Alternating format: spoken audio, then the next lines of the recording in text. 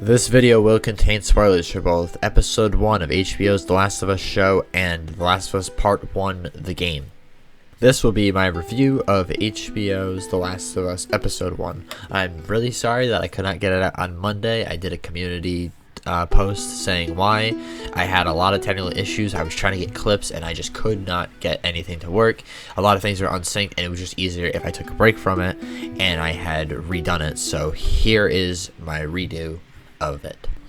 I was going to do a full-on recap of the episode, but I think it's more going to be a review of my overall thoughts on how they handled certain scenes versus just recapping the whole episode. But without further ado, this is my review of HBO's The Last of Us Episode 1, When You're Lost in the Darkness. Episode 1 of the show is very much a retelling of the prologue of the first Last of Us game. There will be no spoilers for Part 2, only Part 1, but as I said earlier, full spoilers. The prologue of this was handled very cool and in a way we did not see in the game. In the game, Joel comes home, Sarah gives him his birthday present, she falls asleep on the couch, Joel brings her upstairs, she wakes up, and the world's pretty much ending. In the show gives the scenes about 20 to 30 minutes before things kick off, and it gives a breathing room. You see Sarah wake up, she goes downstairs, her, Joel, and Tommy have breakfast.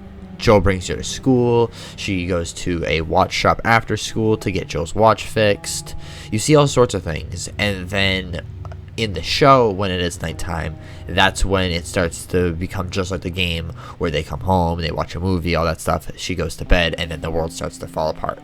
I personally think that the prologue is one of the best parts of the first episode because we never really see Joel and Sarah's relationship in the first game because she dies so suddenly, which is something that the show also touches on and does a very good job showing. I'll get to that later though.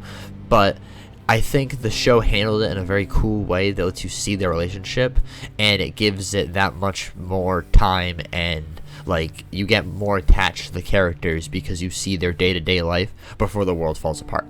The intro to the show, like the actual theme song, is just the Last of Us theme, but it is awesome. It is so cool. It's very simplistic. It's just the orange cordyceps just climbing and spreading while just playing the Last of Us theme, but it's done so perfectly.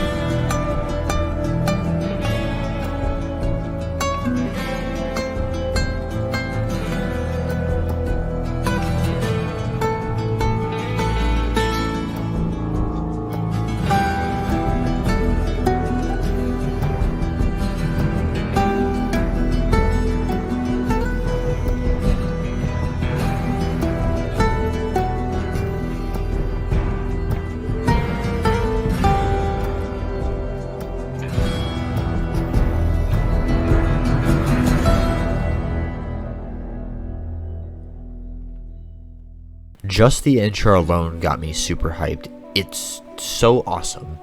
This is how you do a video game adaptation. You have to respect the source material. You have to keep the same characters. You can't just needlessly throw things away because you think, oh, they won't fit well into the movie.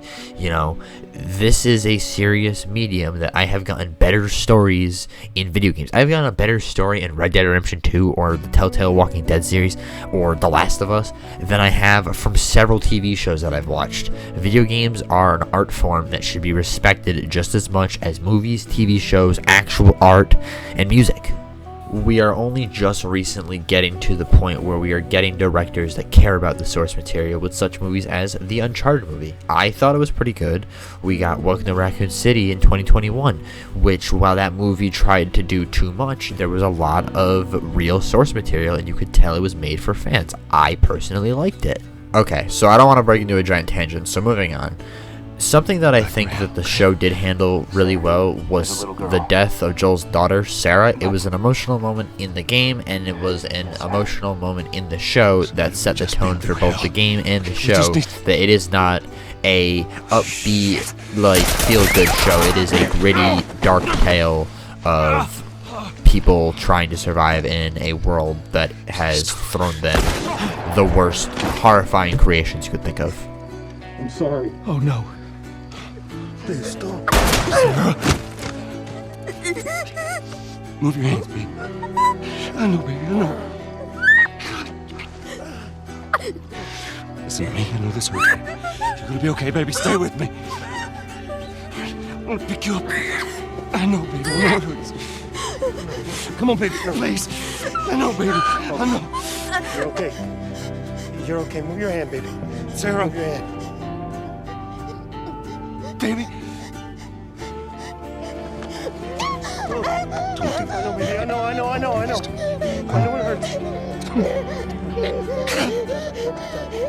Come on, baby. I know, baby. I know.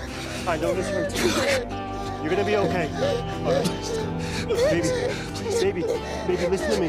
I gotta get you up, okay? I gotta get you up. All right? Come on. You come on. I know, baby.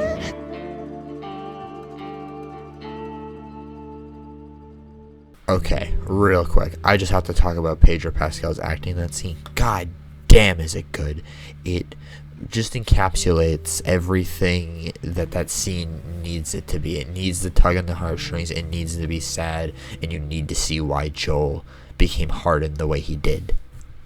After the death of Sarah, Joel shut anyone out. When you play the game, and I'm not sure how the show's going to portray it, but in the game, he doesn't let anybody get emotionally attached to him. It takes him so long for him to warm up to Ellie because he's so afraid that if he lets anybody else in again, they're going to die, and he's going to have to go through the emotional stress of being, what if I could have saved them? What if I could have done this? What if I could have done that? And he can't let himself go through that again. So that's why he's with Ellie for so long before he finally warms up to her. There's no halfway with this. We finished what we started. Another thing I want to mention very quickly is it appears that Joel's motivation in this to want to leave the quarantine zone is not, at first, Ellie. At first, it seems like he wants to figure out what happened to Tommy. In the game, Joel doesn't talk about Tommy very often, and when he does, it's about 8 to 10 hours when you show up at his hydro dam in the fall chapter. In this, it seems like Joel wants to find Tommy from the start of the episode. Like the minute that they're in the 20 years later time skip, he wants to find Tommy. He's doing things, he's smuggling, he's trading, he's doing all this and that. But I'm sure as the show goes on, once he's with Ellie, the focus will be pushed to getting Ellie to the Fireflies like it did in the game. Another thing I want to touch on really quick is Ellie, because the story of The Last of Us is the story of Joel and Ellie, on how they go from just, your cargo, you're coming with me, to they start to tolerate each other, to the point that it becomes a father-daughter relationship, that Joel murders so many Fireflies at the end of the first game to save his now surrogate daughter. I have a feeling that this is how the show is going to portray it as well. He already kind of, like, the first time they met, Joel snaps at her, and I kind of forgot that he didn't really like Ellie at the start and treated her just like cargo. But as the show progresses, he becomes softer, he opens up a little bit more, and they already showed in some of the trailers what looks to be part of the Firefly Hospital with him with a gun in his hand. And that can only be assumed that's him in the Firefly Hospital, murdering all of those people to save his surrogate daughter. The last thing I want to touch on really quick is this scene right here. We can fix this. Move. Move.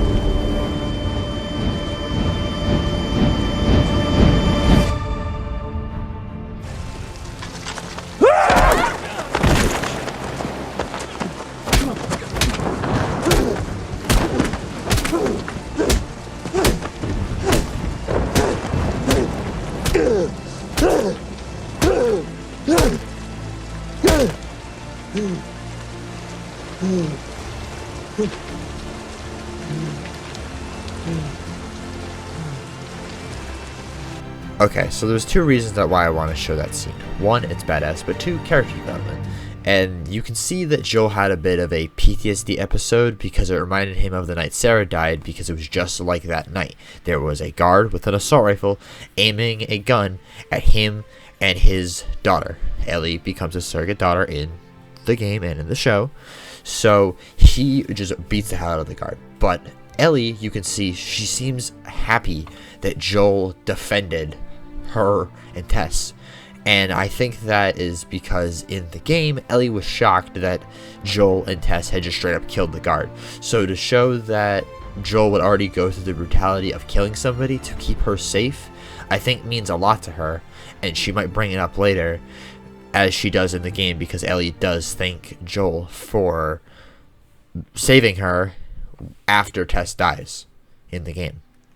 And that's going to do it for my review of the first episode of HBO's Last of Us. I know I didn't really touch on Tess or the Robert thing, but I wanted to more focus on the parts I thought were important, which is Joel and Ellie meeting each other and how the show's going to handle that relationship. But I also want to say thank you so much to anybody and everybody who has subscribed to my channel. The last time I did a big video like this was around 2 months ago, and it was my video on Clementine. At the time, I had 963 subscribers. In the months since then, I now have 5,419 subscribers as of recording this right now. I have over 5 million total views, and I have 2 separate shorts with over 1 million views each. One of them rapidly approaching on 2 million total views. That is a milestone I never thought I would ever reach. So thank you so much to anybody and everybody who has subscribed and stuck around and watched any of my videos. It means the world to me. That's all for now. Bye-bye.